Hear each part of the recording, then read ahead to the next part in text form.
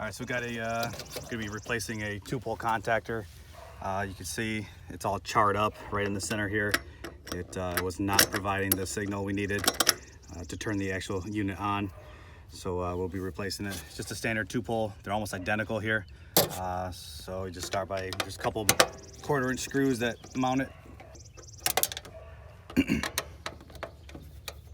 Obviously you want to make sure power's off to the unit and also on the inside as well.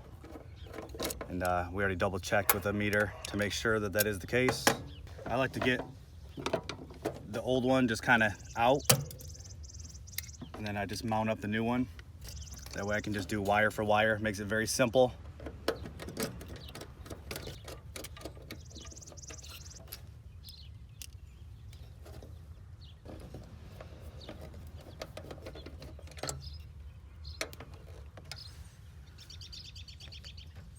All right, so you've got the 2 leads that come in here from the disconnect.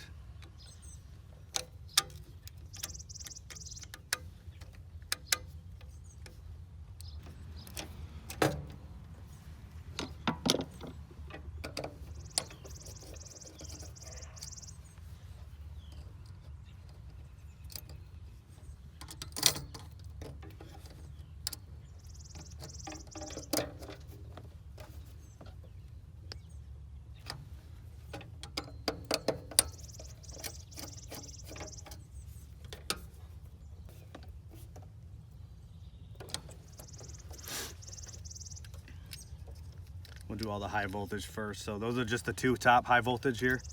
And then we'll do the bottom high voltage.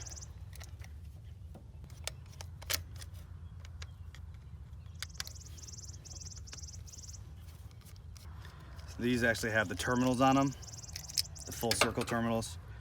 So we're gonna pull these all the way out.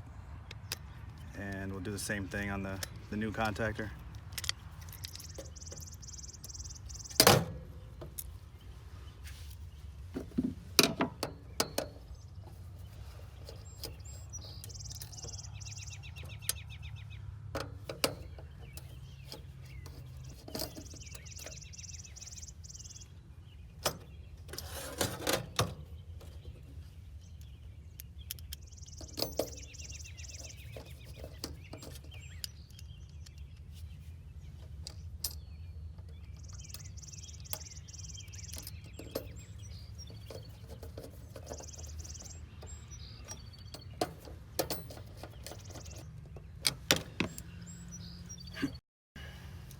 We got a little bit extra high voltage here.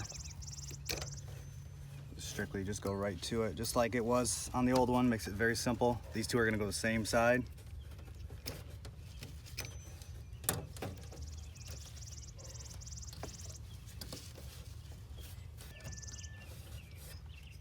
And then you got the low voltage. Got just the 1 on the one side.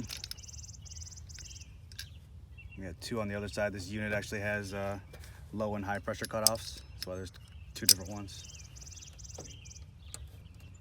And that's it. You can get a closer look at this one. Has the big old char marks in there. It's definitely not making the contact it needs to. So, but we'll start it up and we should be all set.